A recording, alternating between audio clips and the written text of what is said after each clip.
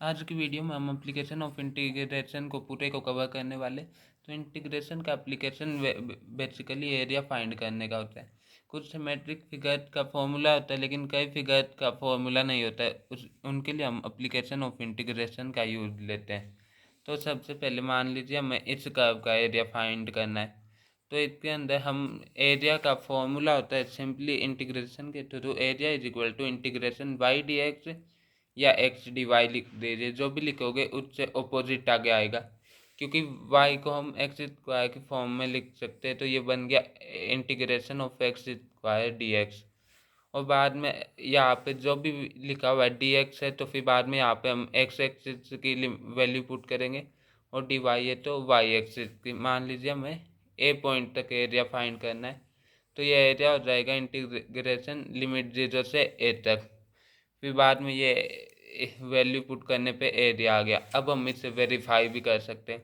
मान लीजिए हमने कोई स्क्वायर ये रेक्टेंगल है, रेक्टेंगल लिया। अब इस रेक्टेंगल के अंदर वाई एक्सिस ये कांस्टेंट है कि वाई हर जगह पे 2 ही रहेगा इस वाली लाइन के लिए, और इसके लिए एक्स हर जगह पे 3, यानी कि एक्स इज इक्वल टू 3। तो फिर बाद में एरिया इज इक्वल टू इस फॉर्मूले से इंटीग्रेशन एक्स डी वाई, यानी कि 3 dy। अब वाई की लिमिट वाई कहाँ से कहाँ तक जा रहा है, 0 से 2 तक। 0 से 2 यानी कि आ गया 3 का इंटीग्रेशन हो गया 3x। अब लिमिट पुट करेंगे तो ये हो जाएगा 3 × 2 -3 × 0, यानी कि ये एरिया 6 आ गया। अब आप सीधा 3 × 2 रेक्टेंगल के एरिया के फॉर्मूले से करेंगे तो भी यही आएगा, यानी कि इंटीग्रेशन का ये फॉर्मूला सही है। अब मान लीजिए हमारे पास में कोई सर्कल जैसा फिगर आ रहा है, तो उसका कैसे फाइंड करना है। जैसे कि ये, तो इसके अंदर भी हमें कुछ नहीं करना, सिर्फ वाई को या फिर एक्स को किसी को भी अकेले को ले आना एक साइड में। फिर बाद में वो ही लिख देना ए इज इक्वल टू इंटीग्रेशन और अंदर वाई डी एक्स या फिर एक्स डी वाई। फिर बाद में इंटीग्रेशन कर देना है। लेकिन सर्कल जैसे सिमेट्रिक फिगर में हमें पूरे का नहीं करना होता, क्योंकि पूरे का करेंगे सीधा इंटीग्रेशन तो ये 0 से 0 ही आएगा। इसीलिए हम इसका किसी भी एक एक्सिस पे ले लेते हैं इंटीग्रेशन, क्योंकि ये इस एक्सिस का एरिया आ गया। क्योंकि पूरे का 0 इसलिए आएगा क्योंकि ये पॉजिटिव है तो ये नेगेटिव है, लेकिन एरिया कभी भी नेगेटिव नहीं होता, तो ये नीचे वाला भी ऐड होएगा। इसलिए हम बेसिकली इस ऊपर वाले एक क्वार्टर को फाइंड कर ले या फिर इन दोनों के को फाइंड करके 2 से मल्टीप्लाई कर देंगे अगर इस पूरे को किया है, और अगर इस अकेले को किया है तो इसे 4 से। आप इसे देख भी सकते हैं, ये वेरीफाई किया गया है। ये इंटीग्रेट करके 4 से मल्टीप्लाई कर दिया, तो ये सर्कल के एरिया का फॉर्मूला आ गया पाई ए स्क्वायर। अब कई ऐसे आते हैं वो graph Y is equal to sine X जैसे, जो पॉजिटिव और नेगेटिव होते रहते हैं।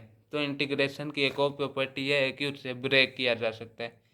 यानी कि मान लीजिए हमें इंटीग्रेशन 0 से 2 पाई करना है, तो हम इसे ऐसे लिख सकते हैं इंटीग्रेशन ऑफ 0 से पाई प्लस इंटीग्रेशन ऑफ पाई से 2 पाई, यानी कि इंटीग्रेशन को कहीं पे ब्रेक किया जा सकता है। इसके लिए सिमेट्री का होना कोई ज़रूरी नहीं है। सिमेट्री ना भी हो, कोई ऐसा कर्व भी है तो भी हम ये पाई है और ये 2 पाई, तो भी हम इसे ब्रेक कर सकते हैं इंटीग्रेशन 0 से पाई प्लस इंटीग्रेशन ऑफ पाई से 2 पाई। लेकिन साइन के कर्व में बेसिकली सिमेट्री होती है, तो हम मल्टीप्लाई कर देते हैं ये 0 से 2 पाई के में ऐसे। फिर बाद में अगला आता है एरिया बिटवीन दो कर्व। मान लीजिए हमें ये दो कर्व दे रखे, अगर इनके बीच में इनक्लोज्ड एरिया पूछ रहा है, तो सबसे पहले तो हम इन उन दोनों की इक्वेशन को इक्वेट करके, यानी कि जैसे कि इसे इक्वेट करें तो X square is equal to √x, यानी कि ये 1 पे होएगा। इस तरीके से इक्वेट करके इंटरसेक्शन पॉइंट पता कर लेते हो, जैसे कि के केस में वो 1 है। फिर बाद में हम यहाँ पे इस वाले फॉर्मूले से पहले इस ऊपर वाले कर्व का एरिया फाइंड कर लेंगे, ये पूरा एरिया आ गया। फिर बाद में इस नीचे वाले कर्व का एरिया, यानी कि पहले हमने ये एरिया फाइंड कर लिया, फिर बाद में हमने ये वाला, फिर बाद में इस ऊपर वाले के एरिया में से नीचे वाले को माइनस कर देंगे, तो हमारे पास में बेसिकली ये एरिया आएगा जो कि एरिया बिटवीन द कर्व से। तो यह आपका application of integration class 12 CBSE का लेसन पूरा हो चुका है।